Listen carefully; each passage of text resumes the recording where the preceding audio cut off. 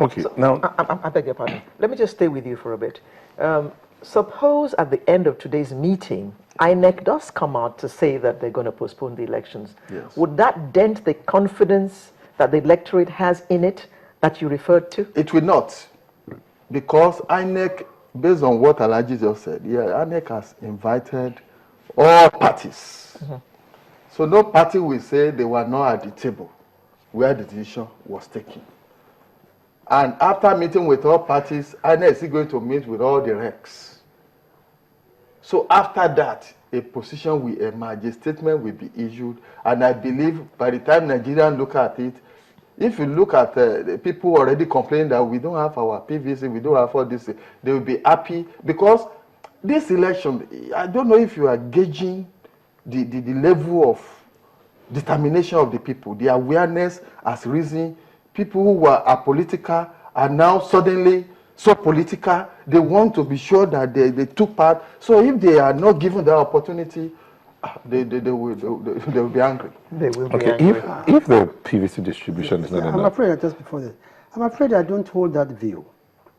You see, if INEC should end up at the end of today's meeting and say they are going to postpone elections, it would dent the credibility of INEC. It would have been better if it was INEC from the beginning that came out without prompting, without intimidation from either the NSA or from the political party of the presidency. Mr. Mohammed, just hold on. We're staying with that. Just hold on to that thought, because what I wanted to ask you to tie into that. Now, if the PVC distribution is not enough to force a shift in the elections, what if the security apparatus in the nation had written to INEC and say, we cannot provide adequate security within this period, so we suggest a shift?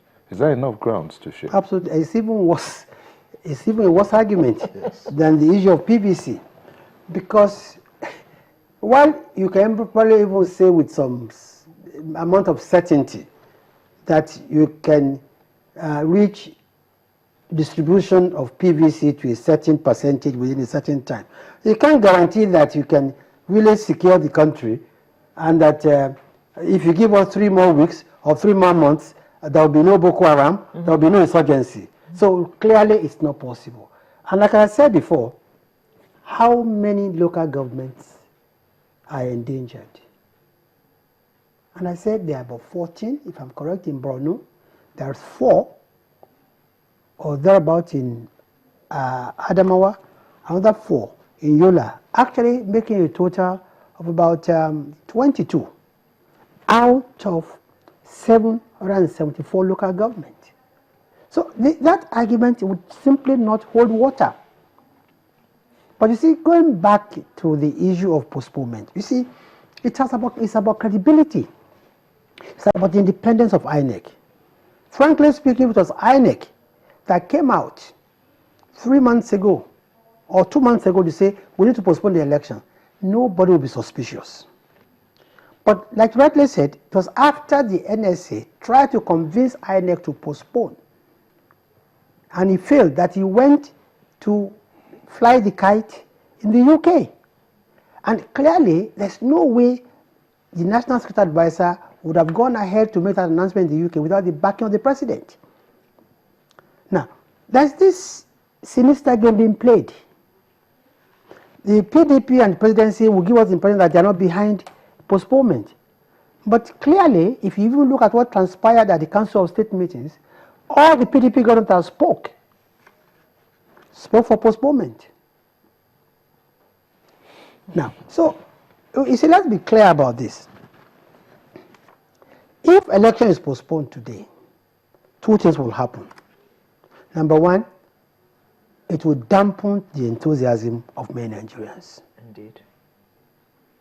2, it would actually bring out INEC as not being independent and not being credible. We know the sheer amount of pressure being put on the chairman of INEC today. The irresponsible, statements, Calls for his resignation, his blackmail, and like. I think they are part of the scheme. But we should look at the bigger picture And like Jaga himself said, he said, if people are talking about PVC collection, he said they have little or no control over collection. They have only, control over distribution and production. And he gave the example of Ekiti State, that 750,000 PVCs were made available in last Ekiti governorship election. Only 350,000 collected, less than 50%. The elections went. It was not invalidated on account that some people did not get their PVCs. So I'd want to see what argument they want to give us for postponement. Mr. Ojo? Yes. You're the Center for the Rule of Law. Let's look at the angle of the laws of the land. If, well, let's just say INEC decides that having gone through all that they want to go through, look, let's weigh it from the two sides, legally speaking. Is there any basis to want to shift? I think, you see, all this we are saying, we are just trying to preempt. Let's not preempt that. Let's look at it on both sides. INEC is going to postpone. If they decide not to shift, is there a law that they are breaching? If they decide to shift, is there a law that they are breaching? I think if we look at it from the point of the law, there is empowerment by the law to postpone for reasons stipulated there. So any attempt to postpone must strictly comply with those provisions. But before you can go to that, you have to look at the facts. Alhaji has highlighted the facts. Two-pronged argument. PVC, insecurity in some parts of the country. The issue of insecurity, it has been there since how many years? So it is no longer an argument. Nobody can base any postponement on that. And if anybody does that, I mean, we are going to rise up against such a thing. And secondly, if you say because of PVC, I don't buy the idea that they can rely on that as basis for postponement. Because if you look at the total number of voters in the history of elections in Nigeria, it has never been up to 50% of registered voters that produces. Actually, the highest was 203. Yes. When we had about 60. 60% of registered, even voters with the voting card. So in essence, it is the minority that produces the leaders in Nigeria. Absolutely. So it will not be an argument to say that because 60 million Nigerians have not collected PVC, therefore we will not have election. It will not be an argument because at all. There's no guarantee that all of them will still. That they will still come. I know many people said they only register so that they can have the card, not that they are going to vote. Yes. And that is the truth. You understand? And INEC cannot compel people to go and collect.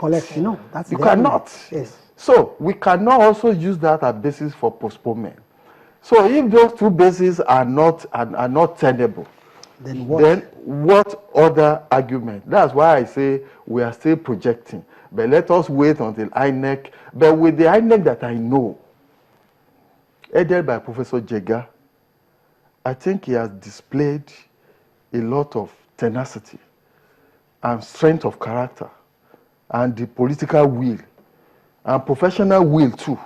Okay. To ensure that this election goes ahead as planned, because a lot of things, finance, logistics, and a lot of things will be disrupted if this thing is. We're still expecting. I just want to say we're still expecting the PDP chieftain, Mr. Adeshe Ogunle. We're still expecting him to join the discuss city, where we understand he's on his way. We hope he gets here before we finish the discuss. Yes, you're going to say. I was going to say that we're still expecting Mr. Okay.